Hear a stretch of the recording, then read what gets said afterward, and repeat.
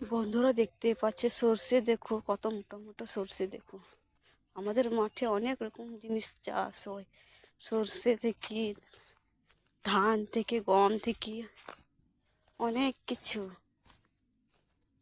অনেক কিছু আমাদের দেশে অনেক কিছু চাষ হয়। পুকুর আছে, যারা শহরে আছে তারা পুকুর দেখতে পায় না, শহরের লোকরা। আর আমরা গ্রামের লোক পুকুর থেকে যে কোনো জিনিস সব কিছু আমরা দেখতে পাই।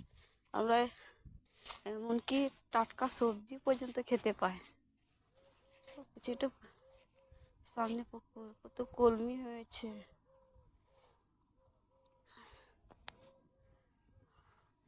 মাছ আছে, শামুক আছে, অনেক কিছু আছে।